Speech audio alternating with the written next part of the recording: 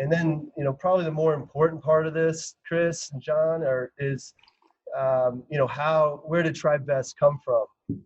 And so in parallel to my career, really we go back to the last financial crisis, or the Great Recession.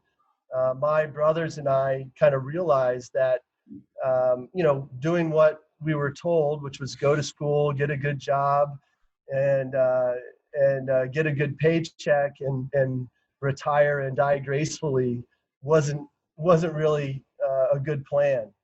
And so we always saw real estate as a way to hack wealth without having to give up our day jobs. Mm-hmm. But we didn't grow up in real estate. No one in our family, that wasn't part of our education. And intuitively, instinctively, we kind of said, listen, none of us know how to do this, but together we can figure it out. But we kept on running into the same problem, which was capital, lack of capital, we didn't have the lump sums of money. And finally, on a fishing trip that we couldn't afford, on the last night, we said, over a few beers, we said, listen, let's quit talking about real estate deals and let's solve the problem right in front of us, which was this lack of capital.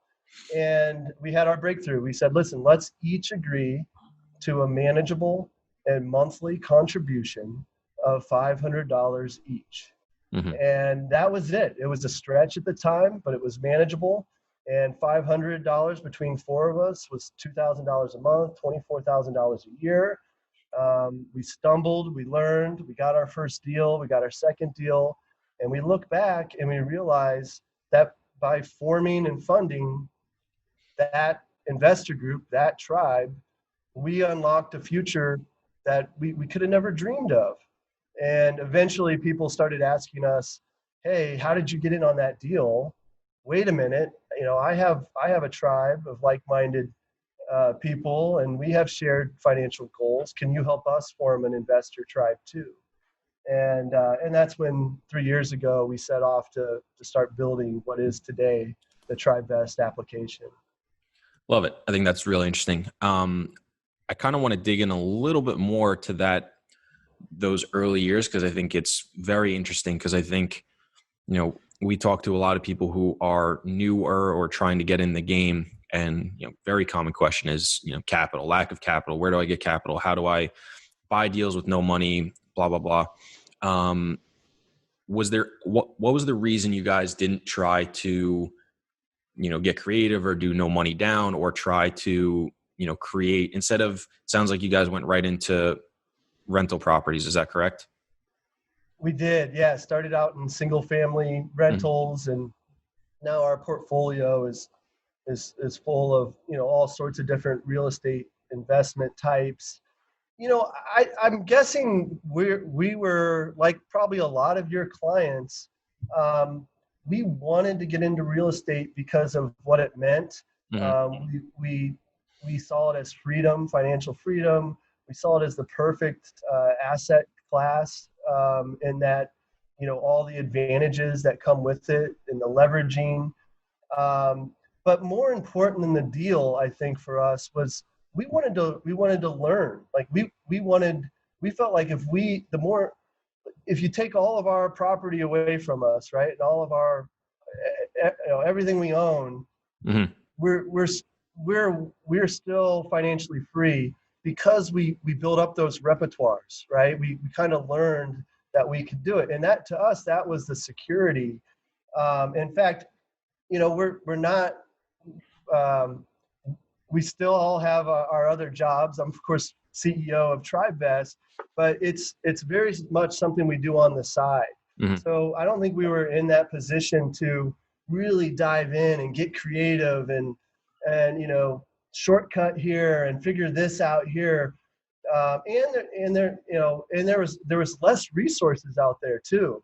There wasn't your guys' podcast and these right. other communities that have come up. So yeah, what year was that exactly? Like 2000? 2008, 2009. Right when it was all hitting the fan.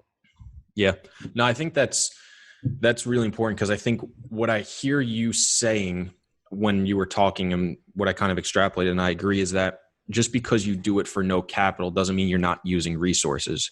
So if you have a full-time job and you've got a family, you've got things you want to do, maybe you do it for no or less money, but you're going to be giving up a lot of time and sweat equity and things to make that possibility. Nobody just hands you a property for, no capital or crazy seller financing or these crazy, ridiculous structures. You've got to go out and work to find these things, so for people to go out and do it, one, I'm not crazy about it because I think people over leverage themselves. It's very rare to find a deal that is creatively structured that isn't over leveraged. And now, on April 10th, being in the middle of coronavirus, I hope a lot of these people haven't been caught with their pants down. But that's, besides the point. I think, people don't realize that, hey, no money down or creative stuff takes a lot of work. And where you're talking about, hey, you can do it on the side and do it like, stuff like this.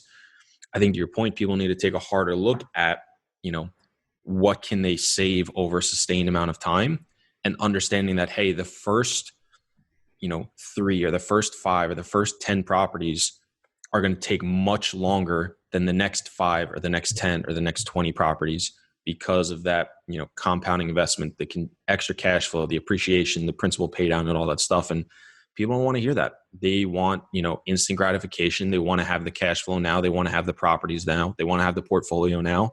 They don't want to take the long-term approach that you did of, hey, we're going to $500 a month. We're going to stay our course. And in 6 months, 12 months, 18 months, we can buy our first one. And then in 12 months, 14 months, we can buy our second one. And then it slowly gets less and less and less as you get extra money flowing in through cash flow. So I love to hear that, because I personally think it's the right approach as well. But I was happy to hear you say it.